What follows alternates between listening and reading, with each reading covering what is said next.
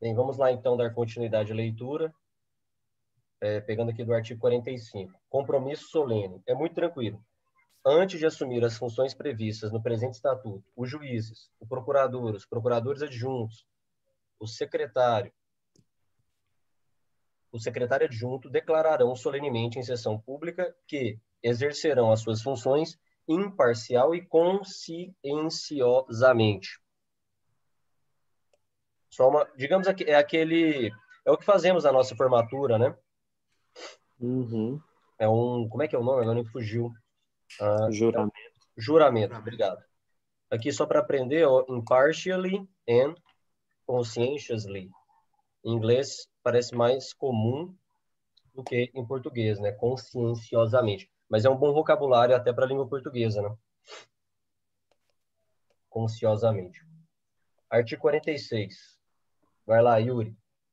Cessação de funções. Então, até agora, nós já lemos como que funciona o ingresso nas funções, como as funções funcionam. Agora vamos entender como elas cessam. Vai lá.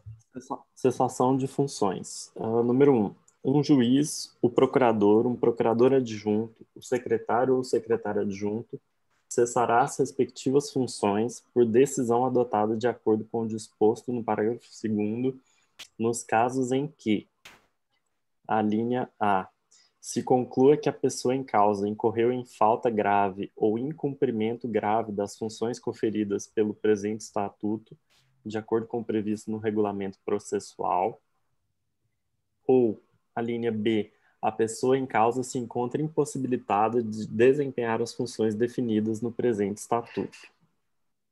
Bom, então até aqui, antes de ler o parágrafo 2º, para entender tudo, já dá para ver que tem algumas formas da pessoa perder o cargo durante, né? Durante o próprio Uhum. exercício do cargo. Por essas situações que lemos aí. Falta grave ou incumprimento. Acabei tampando esse prefixo que é muito importante, né? O incumprimento grave. Vamos só dar uma olhada aqui na versão em inglês. Olha, veja. Removal from office. Vai ser removido. Então, aqui, misconduct or a serious breach of his or her duties, né? São os deveres. Então, é diferente, hein? A tradução ficou ou incumprimento grave. Em português ficou bem mais sintético, né? Das Uhum. funções conferidas. Vamos entender aí o parágrafo 2º, então. Ah, tá. A letra B é a impossibilidade de desempenhar. Pode ser que não é porque a pessoa quis ou nenhum erro, é porque ela está impossibilitada. Uhum. Então, Beleza. unable to exercise the function. Vai Uhum. lá, parágrafo 2º. Segundo, a decisão relativa à cessação de funções de um juiz, procurador ou procurador adjunto, de acordo com o parágrafo 1º, será adotada pela Assembleia dos Estados-partes em escrutínio secreto. Tá. Então, quer dizer que para decidir sobre o que nós lemos no parágrafo 1º, relativo à cessação da função de juiz, de procurador ou de procurador adjunto, será uma decisão tomada pela Assembleia dos Estados-partes em escrutínio secreto. Uhum. Isso aqui é bem nível hard se cair algo desse tipo, mas não descartaria. Essa é a sedístico. Tudo que você fala em como votar, se vai ser votação secreta e quem vai votar. Então, vejam como funciona a cessação de uma das funções do TPI. Mas vamos lá. Em escrutínio secreto, 2 pontos. A linha A. No caso de um juiz, por maioria de 2/3 dos Estados-partes, com base em recomendação adotada por maioria de 2/3 dos restantes juízes. Pessoal, aqui eu observei uma coisa. Sim, a maioria de 2/3, até agora, na leitura do estatuto, era referente a coisas muito sensíveis, ou seja, relativa ao Estatuto de Roma como um todo.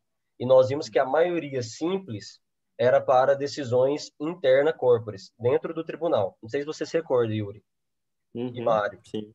Agora, é a primeira vez que eu vejo assim, uma decisão sobre o corpo do TPI e que vem com uma maioria de 2/3 dos estados. Mas é para uma função muitíssimo importante, que é a de juiz, né?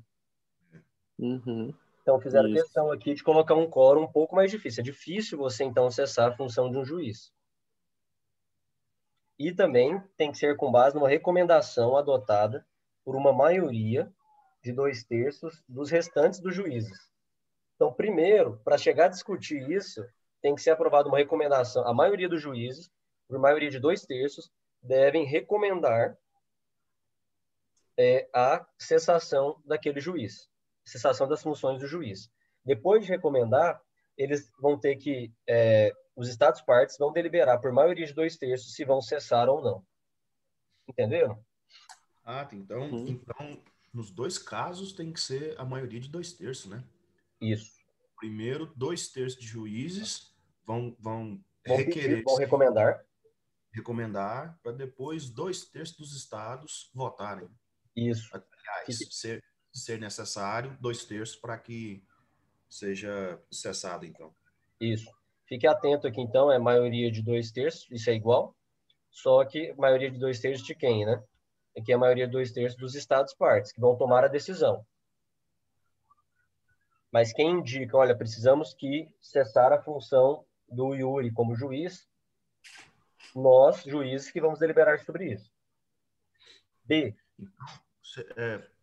Eu posso pensar que, no caso, a parte B da linha A é que seria o início, então. Isso.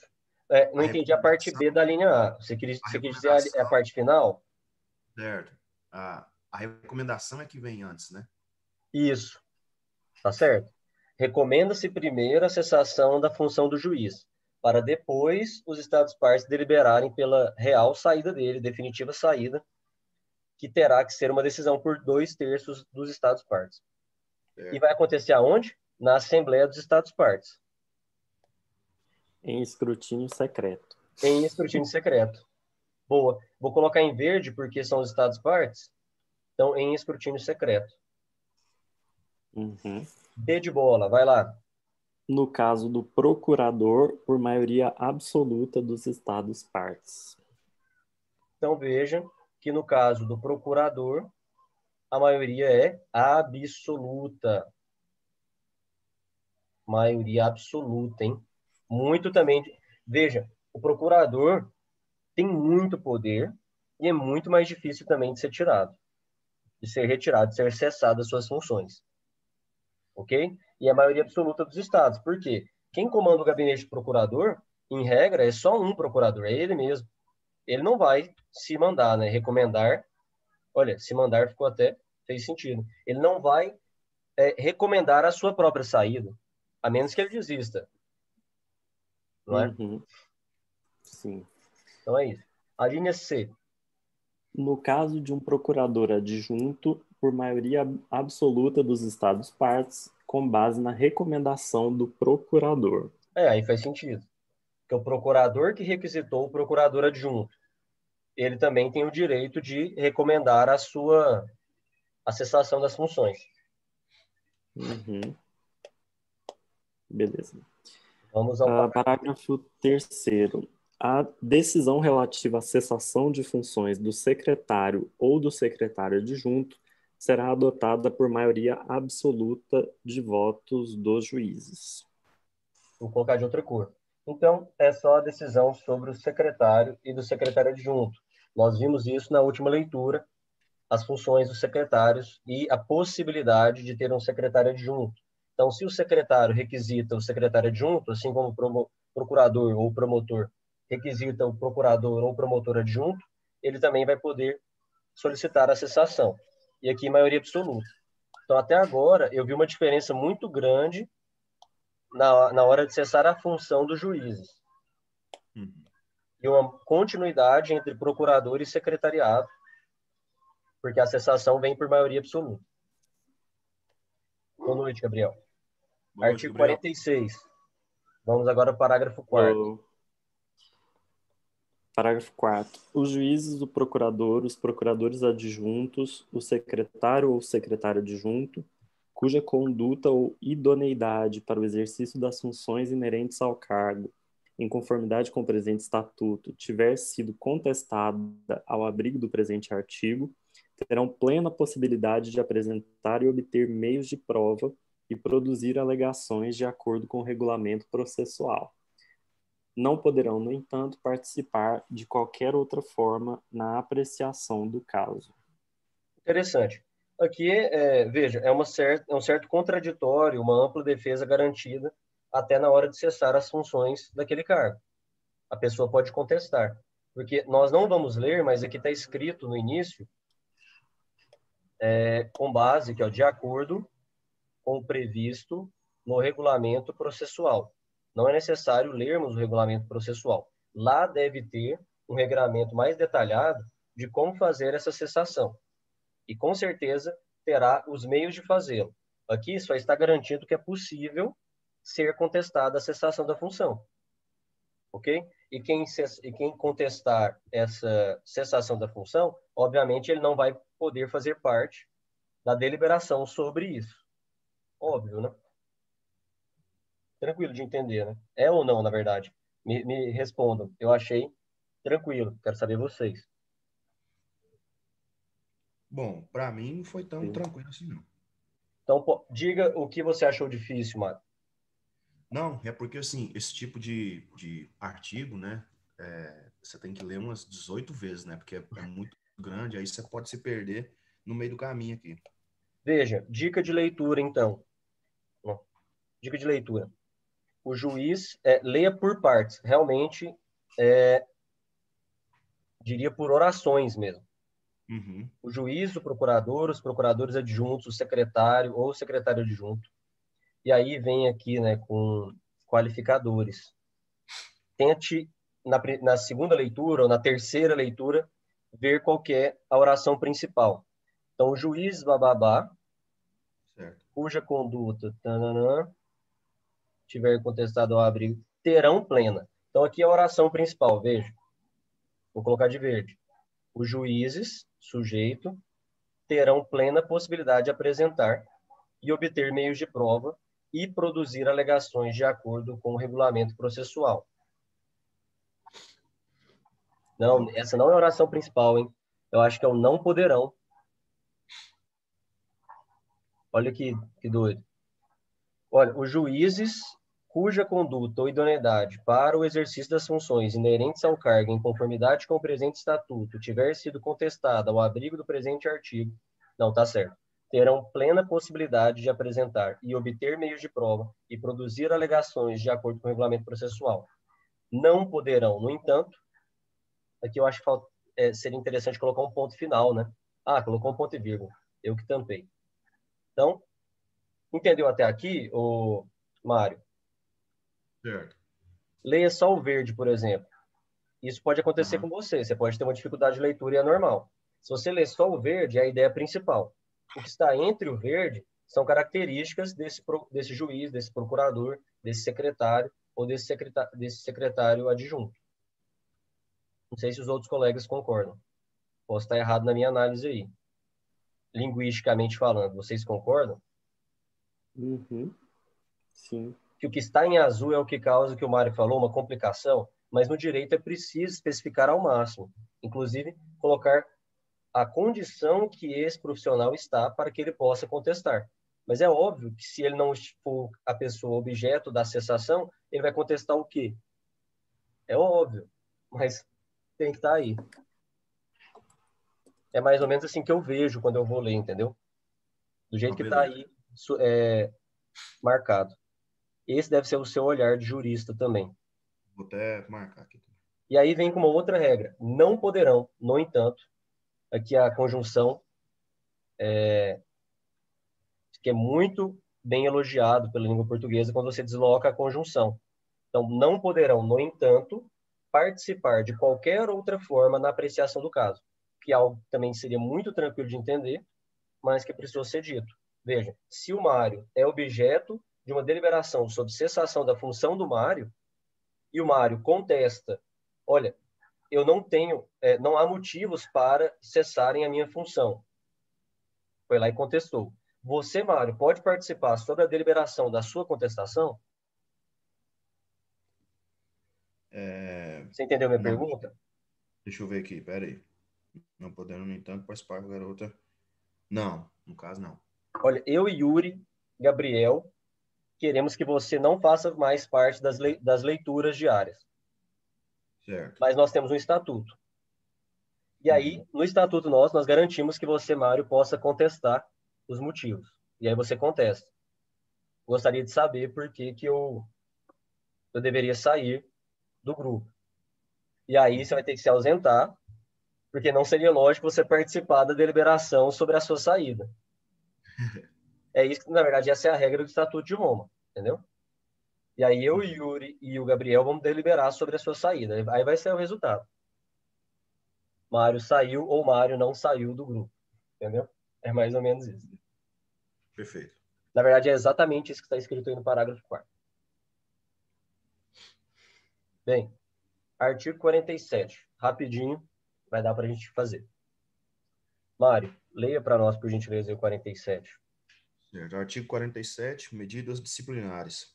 Os juízes, o procurador, os procuradores adjuntos, o secretário ou o secretário adjunto que tiverem cometido uma falta menos grave que é previsto no parágrafo 1º do artigo 46, incorrerão em responsabilidade disciplinar nos termos do regulamento processual. Vou fazer o mesmo. O rito de leitura, né, diria o professor Nietzsche. Veja, os juízes, verbo aqui da oração principal, incorrerão em responsabilidade disciplinar nos termos do regulamento processual. É essa a regra. Só que quais juízes, qual procurador, quais procuradores adjuntos, qual secretário ou qual secretário adjunto? Aquele que tiver cometido uma falta menos grave, que é prevista no parágrafo 1º do 46, que é o que acabamos de ler, 46, já por inferência, lendo o 47, você já vê que tem diferença de algumas faltas. Na verdade, o 46 já tinha dito que a falta tinha que ser grave, né? Até é bom para o Gabriel que chegou depois ver, olha, falta grave. Cometer falta grave ou não cumprir as funções de maneira grave pode ensejar a cessação da função. Aí o 47 diz, se a pessoa tiver cometido uma falta menos grave, que é previsto no 46, incorrerá em responsabilidade disciplinar, mas que não vai gerar saída dele. É uma responsabilidade disciplinar. Assim como na OAB ou como é que é, dos médicos, conselho regional, qualquer outro conselho parecido, tem penas menos graves. Sim. A cessação da função, para mim, é como se fosse a pena de morte. Aplicada aqui, é a finalidade, é a finalização do cargo. Né? Na psicologia é muito difícil. É a morte, né, do cargo aqui. Cassação de diploma. Eu vou ter que pegar meu cabo de energia, mas vamos, eu acho que vai aguentar aqui. Vamos continuar o artigo 48. Vai lá buscar o cabo, ué. Porque senão a gente perde minutos aqui. Então vou deixar vocês fazendo a leitura do 48, ok? Já volto. Gabriel, com a palavra aí, que aí depois a gente analisa. Com a palavra, arcebispo Gabriel. Vai lá, Gabriel. Privilégios e imunidades. O tribunal gozará no território dos Estados-partes dos privilégios e imunidades que se mostrarem necessários ao cumprimento...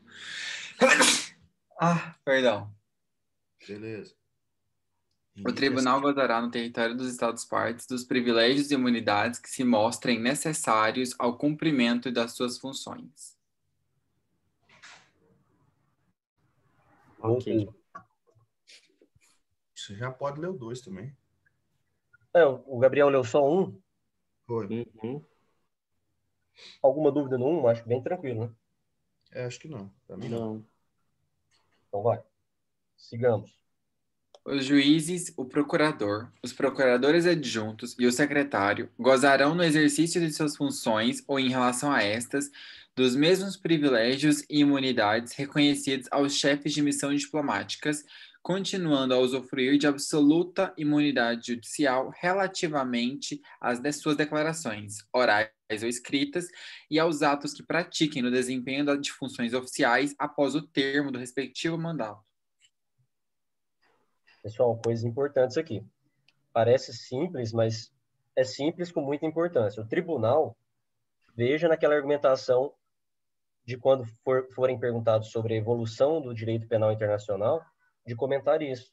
O Tribunal Penal Internacional ele é permanente e que não tem, qual seria a palavra, agora me falta, é independência mesmo. A certa independência, uma das razões é isso, olha, o tribunal ele tem privilégios e imunidades que mostrem necessários ao cumprimento das suas funções. Não tem amarras com ninguém. Tem imunidade, jurisdição e privilégios. Atenção a isso. Privilégios e imunidades. Os juízes, procuradores adjuntos, o secretário, gozarão no exercício de suas funções, importante, no exercício das suas funções, ou em relação a estas. Isso aqui é a extensão da imunidade. Veja, não é sempre. Então, é no exercício das suas funções ou em relação, ou atitudes conexas com o exercício da função. Dos mesmos privilégios reconhecidos aos chefes das missões diplomáticas. Para você entender isso completamente, acredito que para o Yuri, que eu tenho certeza que leu a Convenção de Viena sobre Relações Diplomáticas, não sei os outros colegas, mas nós lemos isso juntos. Então, se você não sabe quais são as imunidades e privilégios das missões diplomáticas, fica um pouco mais difícil o conhecimento completo desse parágrafo. Mas você já sabe aqui que os juízes, procuradores e esses cargos que estão aí terão os mesmos privilégios e imunidades reconhecidos aos chefes de missões. Isso é muito privilégio e muita imunidade. Porque você vai verificar lá na convenção... Oi. Eu tive dificuldade de entender, na verdade, de distinguir quais seriam os privilégios e imunidades inerentes ao tribunal e quais seriam aos outros cargos. Nós vamos descobrir aqui agora, mas assim, aos cargos. Isso vai ficar claro ali no dia a dia. Por exemplo, deixa eu pensar aqui numa imunidade, né? Não, privilégio, por exemplo, de um chefe de missão diplomática, aí tem a ver também com conhecer a Convenção de Viena sobre Relações Diplomáticas. O direito de não ter a sua bagagem violada, investigada, tem alguns privilégios. Imunidades também, ele não vai poder ser preso, a sua casa não poderá ser, como é que fala, objeto de busca e apreensão, o seu abrigo. São exemplos que eu tenho aqui agora para vocês. Mas seria preciso ler mais um pouco aqui, ó. Se bem que ele não vai especificar. Uhum. Aqui é muito regra Mas o que geral seria, mesmo. o que seriam, dos cargos eu tinha entendido. Agora, os do tribunal, eu não consegui, associar pelo menos um, sabe? Não, assim, olha, é como se fosse o tribunal é inviolável. Nenhum órgão, nenhuma organização internacional, nenhum Estado pode, não tem jurisdição sobre o tribunal.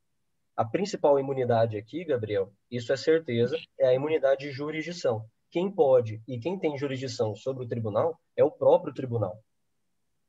O que é utilizado uma expressão também em direito internacional, usa-se muito essa expressão, que é a compétence de la compétence. Eu não sei porquê, mas usam em francês. Em qualquer língua, eles falam que quando um órgão ele tem personalidade jurídica própria e tem jurisdição sobre quem manda nele é ele mesmo, tem a competência da competência. Se for deliberar sobre dúvidas ou questões do tribunal, quem pode fazê-lo é só o tribunal. Isso é uma consequência clara desse artigo, parágrafo 1º aqui, que é o 48, parágrafo 1º. Ok? Eu não conseguiria ver outra, assim. No momento, eu não sei um privilégio do tribunal. Eu consigo ver mais claramente a imunidade de jurisdição. Ninguém manda no tribunal. Ok? Mas podemos pesquisar mais. Eu posso pegar também no livro de comentários. Eu tenho feito isso, né? Compartilhado com vocês. Eu vou ver o que eu acho interessante. Nunca li um comentário sobre esse 48 aqui. Vou ver o que tem de interessante, mano. Já deu 6,50, né? Só para entender Mas aqui lê o terceiro. Leia o terceiro, então.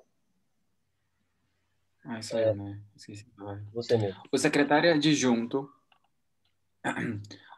adjunto, o pessoal do gabinete do procurador e o pessoal da secretaria gozarão dos mesmos privilégios e imunidades e das facilidades necessárias ao cumprimento das respectivas funções nos termos do Acordo sobre Privilégios e Imunidades do Tribunal. O que eu destacaria? Que os privilégios e imunidades do secretário adjunto denota-se aqui pela leitura que não são os mesmos privilégios e imunidades dos juízes, procuradores e secretários. Veja, porque a equiparação desses primeiros a equiparação é de chefe de missão.